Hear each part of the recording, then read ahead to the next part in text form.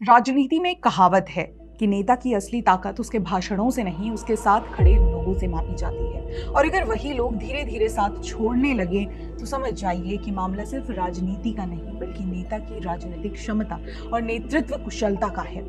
ममता बनर्जी को अक्सर सबसे बड़ी महिला नेता बताया जाता था, लेकिन सच तो ये है कि ममता बनर्जी अपनी पार्टी की महिला एमपीज की ही नेता नहीं बन पाएंगी। मैं क्यों कह रही हूँ आपको इस वीडियो में आगे पता चलेगा, और ये भी पता चलेगा कि मार्केट में टीएमसी नेत्रियों को लेकर क्या क्या अफवाहें चल रही हैं। हो सकता है वो सच भी हो, लेकिन जब तक अफवाह है तब तक अफवाह ही रहने देते हैं। खैर, हम मुद्दे पर आते हैं। नमस्कार, मैं हिमांशी, स्वागत है आप सभी का द पैम्फलेट में।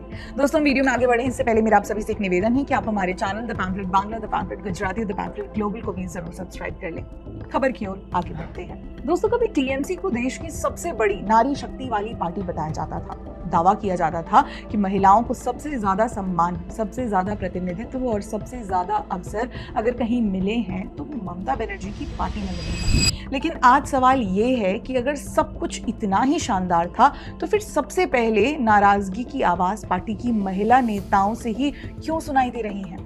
जिस नारी शक्ति को मंच से दिखाया जाता था वही नारी शक्ति अब पार्टी की नारी नेतृत्व से सवाल पूछती दिखाई दे रही है। हाल के दिनों में टीएमसी के अंदर से लगातार असंतोष की खबरें सामने आई हैं। कई नेताओं ने या तो संगठनात्मक पद छोड़ दिए हैं या पार्टी से दूरी बना ली है। खास बात यह है कि जिन नेताओं के नाम सबसे ज्यादा चर्चा में हैं, उनमें से कई महिला नेता भी शामिल हैं और यहीं से राजनीतिक बहस शुरू हो जाती है।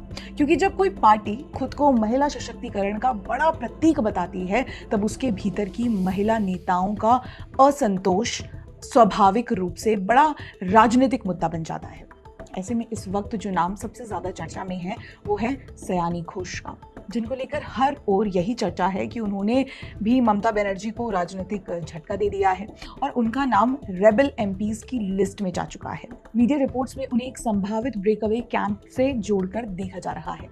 वाह, मतलब सयानी घोष जी ये आप ही थी ना जिन्होंने टीएमसी की हार के बाद लंबा सा ट्वीट किया था ममता बनर्जी को जस्टिफिकेशन देते हुए कि आप घबराइए मत, हम आपके साथ हैं हर मुश्किल घड़ी में, हम लॉयल हैं। खैर, मैं तो यही कहना चाहूंगी कि अफवाह उड़ी है तो कुछ तो हुआ होगा जो अफवाह उड़ी है। वैसे राजनीति भी बड़ी दिलचस्प चीज है। कल तक जो नेता कैमरे के सामने कह रहे थे दीदी हम आपके साथ हैं, आज उन्हीं के नाम राजनीतिक चर्चाओं में सबसे ज्यादा सुनाई दे रहे हैं। अब ये चर्चाएं सच हैं या सिर्फ कोलकाता की राजनीतिक चाय की दुकानों का मसाला, ये आने वाला समय बताएगा। वैसे अफवाहों का ये सिलसिला कुछ समय पहले भी देखा गया था। खबर आई थी कि ममता बनर्जी सागरिका घोष से उनकी राज्यसभा सीट छीनना चाहती थी और सीट ना छोड़ने पर सागरिका घोष की पिटाई भी की गई थी। दोस्तों, ममता बनर्जी भवानीपुर से तो हार गई हैं। अब वो चाहती हैं कि वो दिल्ली जाएं राज्यसभा सीट से। उसके लिए उन्होंने सागरिका घोष को बुलाया और उन्हें कहा कि उन्हें रिजाइन देना पड़ेगा, लेकिन सागरिका घोष ने साफ साफ मना कर दिया। उसके बाद खबर ये आ रही है, अफवाह है तो अफवाह की तरह ही इसका सेवन करें। तो अफवाहों से आगे चलकर कुछ अन्य महिला नेत्रियों की ओर नजर डालते हैं और अगला नाम है सुष्मिता देव का। सुष्मिता देव का टीएमसी छोड़ना शायद हाल की सबसे बड़ी राजनीतिक घटनाओं में से एक माना जा रहा है। उन्होंने न केवल पार्टी छोड़ी बल्कि राज्यसभा से भी इस्तीफा दे दिया। मीडिया रिपोर्ट्स के अनुसार उन्होंने कहा कि वो दो नाव में सवार नहीं रहना चाहती और उनका मन असम में काम करने का है। सुष्मिता देव का जाना इसलिए महत्वपूर्ण है क्योंकि वो केवल सांसद ही नहीं थी बल्कि राष्ट्रीय स्तर पर पहचाना जाने वाला चेहरा भी थी। राजनीतिक विश्लेषकों का यहाँ सवाल है कि आखिर ऐसा क्या हुआ कि एक प्रमुख नेता ने पार्टी और संसद दोनों छोड़ने का फैसला कर लिया। क्या ये केवल व्यक्तिगत राजनीतिक भविष्य का मामला है या फिर पार्टी के भीतर कुछ ऐसा चल रहा है जो बाहर दिखाई नहीं दे रहा? इन सवालों के जवाब अभी पूरी तरह सामने नहीं आए हैं, लेकिन सवाल लगातार बढ़ रहे हैं। तब तक हम आगे बढ़ते हैं काकोली घोष दस्तीदार की ओर। काकोली घोष कोई साधारण नेता नहीं है। वो टीएमसी की महिला इकाई की अध्यक्ष रह चुकी हैं और पार्टी के महिला चेहरे के रूप में लंबे समय तक देखी जाती थी। मई 2026 में उन्होंने पार्टी के सभी संगठनात्मक पदों से इस्तीफा दे दिया। रिपोर्ट्स के अनुसार उन्होंने पार्टी नेतृत्व और संगठन की कार्यप्रणाली को लेकर नाराजगी भी जाहिर की थी। हालांकि वो सांसद बनी हुई है, लेकिन संगठनात्मक जिम्मेदारियों से उनका हटना अपने आप में बड़ा संकेत माना गया।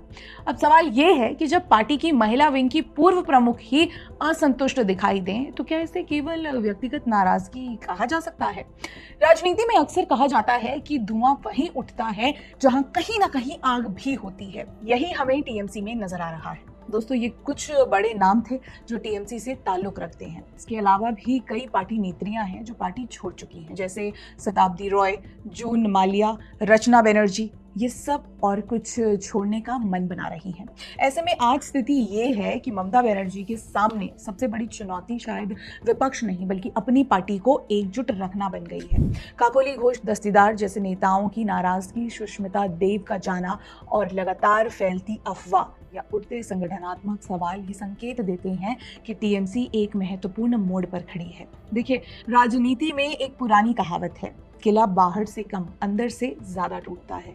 अगर नेतृत्व असंतोष को संभाल लेता है तो पार्टी फिर से मजबूत होकर उभर सकती है, लेकिन अगर असंतोष बढ़ता गया तो विपक्ष को ज्यादा मेहनत करने की जरूरत भी नहीं पड़ेगी। ऐसे में आने वाले महीनों में यही देखना दिलचस्प होगा कि ये इस्तीफे किसी बड़े राजनीतिक बदलाव की शुरुआत साबित होते हैं। तब तक के लिए आप बने रहें द पैम्फलेट के साथ। नमस्कार।